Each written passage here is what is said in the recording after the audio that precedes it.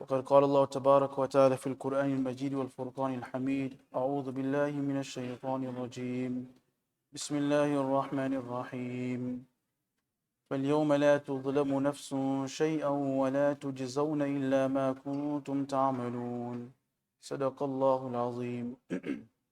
Honorable ulama kiram, respected brothers, my dear young friends, the ayah which I have just recited is the 54th ayat of the Quran, of the Surah Yaseen. Surah Yaseen is a surah which was revealed to Rasulullah sallallahu alaihi wasallam whilst he was in Makkah, in the mid-period of his life in Makkah. It is a 36th surah and it has 5 rukus inside it. This surah is very prominent, a very great surah, and it holds great virtue.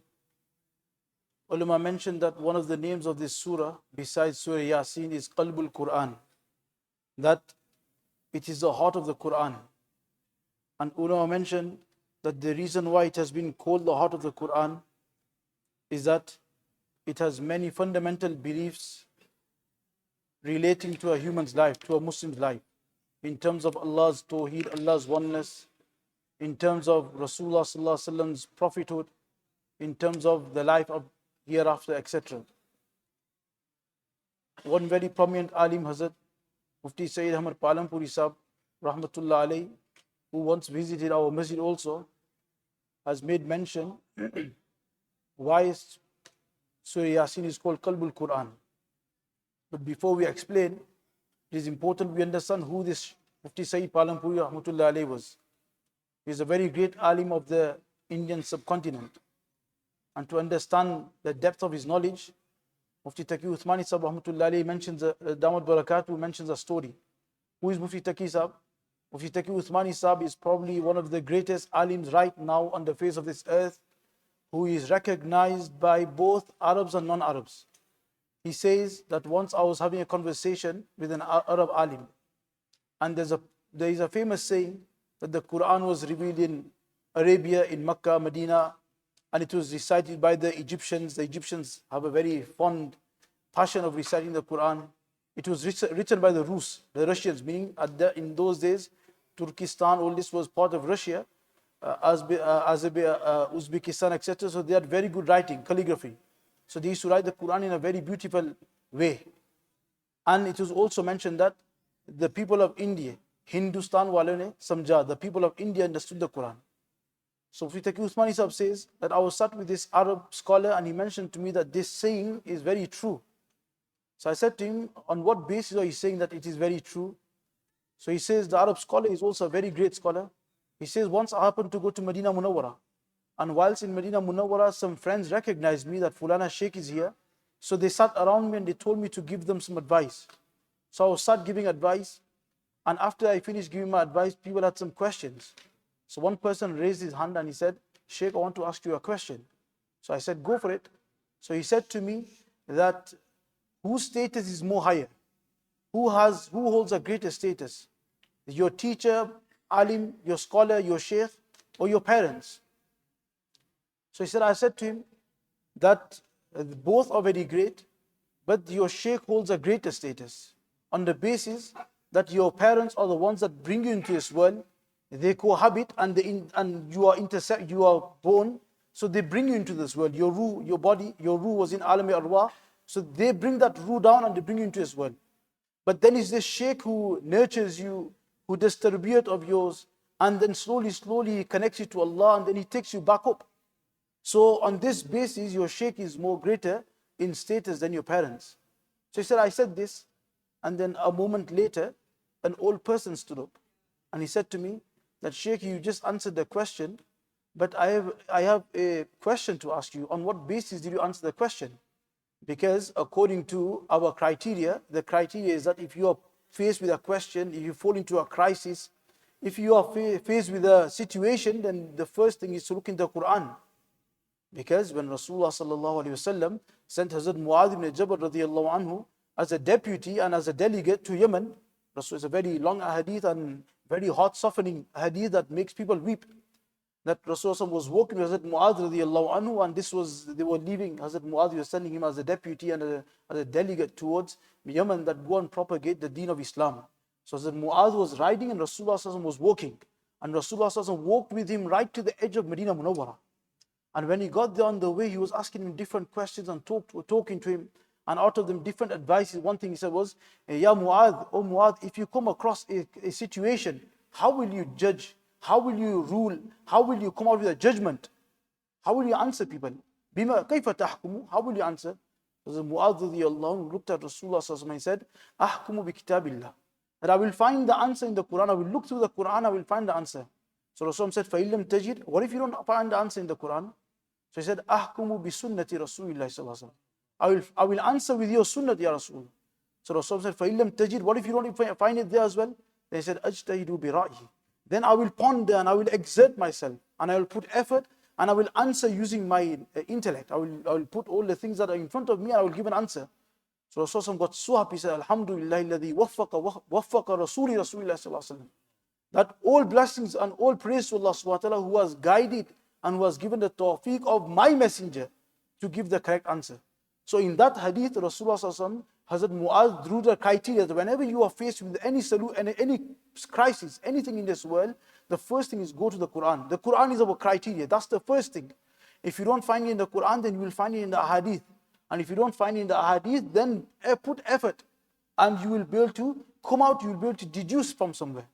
So anyway, amongst the advice, one thing Rasulullah said to Rasul Hazrat Mu'adh was that, oh Mu'adh, maybe next time you return, you will not see me, but you will see my grave. You will not see me upon that. Imagine that Sahaba, Hazrat Mufti Usman Saheb, Damar Barakatuh mentions that the Sahaba has so much love for Rasulullah that if all of them were told that you have to give your lives instantly and if in the return of your life you will extend Rasulullah's life by 10 seconds, they will be ready to give their lives for that extra 10 seconds. Hatta when one Sahabi was captured to Makkah Mukarramah. In the early days, he was captured and he was taken to Makkah Mukarramah. And the people of Makkah were going to execute him. So before they execute him, Hazrat Abu Sufyan, who was not a Muslim at the time, he turned to him and asked him, tell us one thing, that would you prefer that Muhammad sallallahu alaihi wasallam be in your position right now? Meaning we execute him instead of you, and we let you go. He said, never mind being in my position, never mind me even picturing or imagining that Muhammad sallallahu alaihi wasallam is in my position being executed. I can't even, whilst I'm being executed, I can't even imagine that my Nabi sallallahu alaihi wasallam goes through the pain of a thorn poking him. I can't even face that. Never mind you telling me that would you prefer that Rasulullah will be in your place? And if you just said yes, we'll let you go. He goes, no, I don't want that. This was the love of the Sahaba. Hazrat Uthman radiallahu anhu, after coming back to Makkah Mukarramah, when at Sulh Hudaybiyah, the Rasulullah saw a dream, and in the dream he saw that they were entering Makkah Mukarramah. Allah subhanahu just showed a dream. So Rasulullah told the Sahabas, get ready, we're going to Makkah Mukarramah. And they marched to Makkah, they went to Makkah Mukarramah. When they got to Makkah Mukarramah, they were stopped at Hudaybiyah. And when they were stopped at Hudaybiyah, then there was back and forth, trying to get a pledge and trying to get some sort of agreement together. So the people from Makkah, the mushriks were coming and they're saying, Rasul said, we've not come to fight. The only reason we've come is that we want to do Umrah. And after we do Umrah, we'll go straight back. They said, no, you can't do Umrah this year. The mushriks had ego. They didn't want to fear. They didn't want the other people of Arabia to think that Muhammad sallallahu alaihi wasallam came and these people could not stop him. So their ego was boiling. Rasulullah told the Sahabas, don't worry. Keep calm, don't worry. And then Rasulullah said that who will go on my behalf and talk to them and let's try to get a pledge together. So Hazrat Umar said, no, not me, because I have no family and they will most probably attack me. So he said, let Hazrat Uthman go, because Uthman has family there and his family will protect him. So the Uthman radiallahu anhu, from where Hudaybiyah, where we go when you go Makkah Mukarramah to do ziyarah, Hazrat Uthman radiallahu anhu, from where with the Sahabi, he went with one of the mushriks, he went all the way to Makkah Mukarramah to have a word with the chiefs of Makkah. So at that time his izar was way above his ankles, halfway. This is the sunnah of Rasulullah. So one of the mushriks said to him that, oh Uthman, you're going to try to strike a deal. And you know that the mushriks of Makkah, you know the people of Makkah, they don't like you having your izar like this, so you're going to jeopardize this deal. So lower your izar. So he said, Wallahi, I'm never going to do this. I will never do this. This is the way of my Nabi. I'm not going to forsake this. When he got to Makkah Mukarramah, and after how many years? after 8 years, these people were born in Makkah Mukarramah. Kaabatullah was their house. Their natural inclination, their hearts were attached to Kaaba Sharif. The mushrik said to him that, Uthman, now that you're here, you might as well do tawaf. What did Uthman say? Wallahi, la atuf. I'm not going to do tawaf. You've stopped my Nabi sallallahu alaihi wasallam from doing tawaf, and you want me to do tawaf? I will only do tawaf the day my Nabi does tawaf. This was a love that was ingrained and inside the hearts of the Sahabas. So as Mu'adh when Rasul said that, "Oh Mu'adh, it is probable that next time you come, you will not see me. You will see my grave." So as Mu'adh started weeping, Rasulullah turned around. Sahabas in the hadith mentioned in Musnad Ahmad that Rasulullah turned away and he turned towards Makkah, towards Medina Munawwarah. Because when somebody cries and the person sees the senior also crying, it makes them even more hurt. Like a person, I sometimes tell the students in the Alum that when their parents come to drop them off, they come all the way from London, they've come all the way from Scotland to drop their children off to the Alum. There's a 12-year-old boy, 13-year-old boy, then the mother will definitely be crying in the car. But the father will not shed one tear in front of the child. Why? Because the father knows if I cry in front of my child, and if I break my tears, then this child is going to go in the Alum, and for the next 2-3 weeks, he's going to keep thinking that my father cried, my father cried. So what does the father do? He holds his tears back. Till when? Till he drops the son off in the hands of the Muhtamim Sahib. He'll come back in the car and then he'll weep. No father does not. It's so hard for a father to leave the child. So Rasulullah did not want to weep in front of Hazrat Mu'adh. So he turned around. And he said to Rasulullah, he said to Hazrat Mu'adh, very important piece of advice, that, Ya Mu'adh, inna awla an-nas bi al-muttaqun. That, oh Mu'adh, the most closest to me are who al-muttaqun, the pious. Man kanu wa haythu kanu. Whoever they are, wherever they are. Whether they are in the east of the earth, whether they are in some corner of Russia where nobody knows, where they've not even visited Medina Munawwarah. But he is a pious person, he obeys the commands of Allah, he submits to the commands of Allah. His life is totally rotating around the commands of Allah and the sunnahs of Rasulullah. Then this person is very close to me. Inna awla an-nas bi al-muttaqun. He's a very pious person. Haythu kan wa man kan, whoever it is and wherever it is. Whether he is the son of a barber, or whether he is the son of a rich person, or whether he is the son of a black man or a white man. Whoever this person is, providing he has taqwa inside him, he is very close to me. And whoever is empty of this, he could be living in the vicinity of Medina Munawwarah. He could be the manager of a hotel right in front of the Gumbat Khazra. But if he doesn't have taqwa, although living in the vicinity of Medina Munawwarah, he's not close to Rasulullah. He's not a muttaqi. So Rasulullah gave the criteria. So anyway, the story I was saying was that after this sheikh said that the sheikh is more greater in status than the parents, then he said, a person, an old man stood up. And he said to me that, Ya sheikh, I want to ask you a question. How did you derive this answer? How do you get to this answer? Because as far as I know, is the Quran comes first, then the hadith, and then your opinion. But you have forsaken all this and you've come out with your opinion straight away. As for the Quran, Allah subhanahu wa ta'ala says, what does he say? That, وَوَصَّيْنَا الْإِنسَانَ بِوَالِدَيْهِ حُسْنًا. That Allah subhanahu wa ta'ala has given firm wasiyat, that be good, dutiful to your parents. Allah subhanahu wa ta'ala says in another place in the Quran, Anishkul li wali walidayk. Be grateful to me and be grateful to your parents. وَقَضَى رَبُّكَ أَلَّا تَعْبُدُوا إِلَّا إِيَّاهُ بِالْوَالِدَيْنِ إِحْسَانًا. Allah subhanahu wa ta'ala makes mention in the Quran that وَقَضَى رَبُّكَ, Allah subhanahu wa ta'ala has made a firm wasiyat, a firm injunction that وَقَضَى رَبُّكَ أَلَّا تَعْبُدُوا, don't worship anybody besides me. And then what did he say afterwards? وَبِالْوَالِدَيْنِ إِحْسَانًا, and be very dutiful to the Quran. So that old person said that according to a Quran, we find out only virtues of the parents. We don't find any virtue of the sheikh there. Then he goes, let's go to the hadith.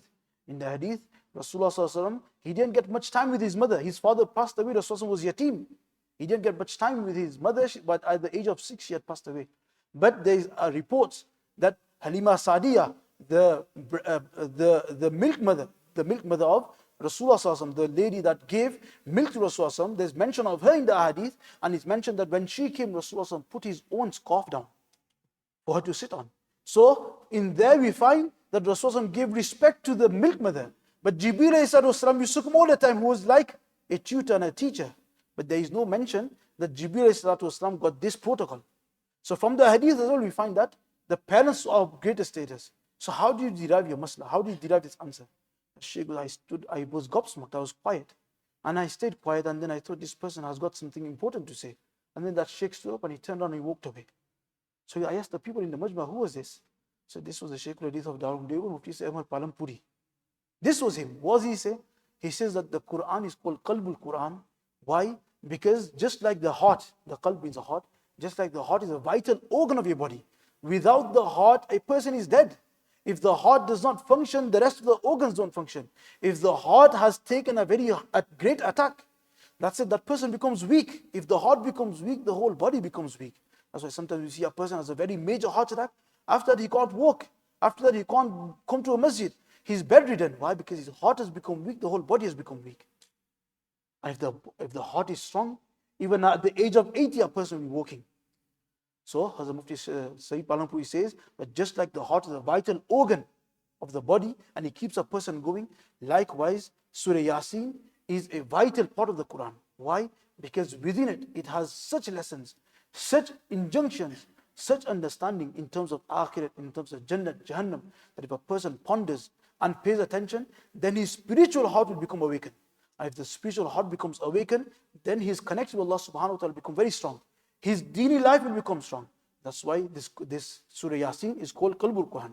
And Imam Ghazali Rahmatullahi mentions that the Quran, Surah Yaseen is called Qalbul Quran because inside there is a very great emphasis and very intense way in which Allah subhanahu wa ta'ala has mentioned how resurrection will take place. وَنُفِخَ فِي السُّورِ فَإِذَا هُمْ يَجْدَاثُ كَأَنَّهُمْ إِلَىٰ رَبِّهِمْ يَنْسِلُونَ. Allah subhanahu wa ta'ala makes different mentions of how the whole world will be destroyed. And then once again Allah subhanahu wa ta'ala resurrect everybody. And then Hisab Kitab will take place. And the people that were good, they will be given a good place, abode. And those people who were non-believers, disbelievers, those who were fasiqs, those people who were sinners, then they will have to face the consequences. So he says that when a person listens to this and he ponders in this Quran, then it will awaken his senses of the hereafter. And when a person's concern for the hereafter awakens and he gets fikr of akhirat, then to become punctual and deen becomes easy. Because until a person does not understand that he is going to be taken account of, he is going to be reckoned on the day of Qiyamah, there is accountability. Until then, this person lives a very careless life. And the moment his mind understands, the moment his whole way of thinking, his processing changes, that I am going to be asked on the day of Qiyamah. If I do this, I will be asked on the day of Qiyamah. If I do this, if I talk like this, if I swear, if I do this action, if I don't do this action, then Allah will ask me on the day of Qiyamah. Then now his whole thought process changes. Now his whole life revolves around what will I answer on the day of Qiyamah? If Allah asks me, what will I say? So now if you see this, Surah Yaseen tries to bring inside a person's life the understanding and the purpose of this dunya. When a person understands the purpose and that he is going to be accounted for, then his whole life changes. When his life changes, then this is the gist of his world. This is the gist of his life, that his life has changed. So that's why Imam Ghazali says that this is why it is called the Qalbul Quran. To finish off, Imam Ibn Kathir mentions that some ulama especially mention the exclusivity of Surah Yaseen, that لا تقوى على أمر عسير إلا يسر الله تعالى, that whenever a person goes through a phase, a problem, a calamity, a situation, a crisis in his life, and he recites Surah Yaseen, then the barakat of Surah Yaseen is that Allah subhanahu wa ta'ala will take away that calamity, Allah subhanahu wa ta'ala will ease that calamity from him, and he will see better days. So, we're going through the month of Ramadan, and the month of Ramadan is a month where we make change in our life. Our behavior should change, our way of thinking should change, and these small things that we bring into our life. Surah Yaseen is mentioned in another hadith that whoever recites Surah Yaseen in the morning, yughfar lahu, he'll be forgiven. So Allah subhanahu wa ta'ala, this month of Ramadan is a month of opportunity. Allah subhanahu wa ta'ala has opened the doors of opportunity. How much we want to gain? How much are we ready to gain? So if we start with this, that we make a habit, that we're going to start praying Surah Yaseen daily in the morning, and if you recite in the evening, even better, and start reciting Surah Yaseen. And those people who recite Surah Yaseen, you will see that there will be a change in your life. Ponder upon it. There's Qurans with translations. Read it and understand the translation. Wherever you get stuck, go to the people that are knowledgeable and ask them, I don't understand this, and they will explain to you. But try to recite the Quran with at least some sort of understanding. You will be hitting 50, 60, 70 years in your life, and yet we don't understand what Surah Fatiha means. Every day the Imam Sahib is reciting Surah Fatiha in namaz, and we don't understand the meaning. What are we going to say to Allah on the day of Qiyamah? So my young friends, it's the whole purpose of this tafsir lesson is to bring some awareness in our life that there's a gap, there's a vacuum in our life. That the Quran which we should be attached to, yes, we recite, but so many times we just recite without understanding anything. If a person recites, the Quran is such that he speaks directly to you. You realize in Yasin, in Taraweeh, the Quran is being recited, we don't understand a single word, but it hits our heart. We understand, our heads stand up. Why is our hair standing up? Because Quran speaks a language that our heart understands. And when we understand the Quran, that it will make even more great understanding to heart. May Allah subhanahu wa ta'ala grant us the correct understanding. We've not managed to explain the ayah that I recited, but inshallah next week we'll try to go on to that. Subhanallah wa bihamdihi, subhanaka Allahumma wa bihamdika, nashhadu an la ilaha illa anta, astaghfiruka.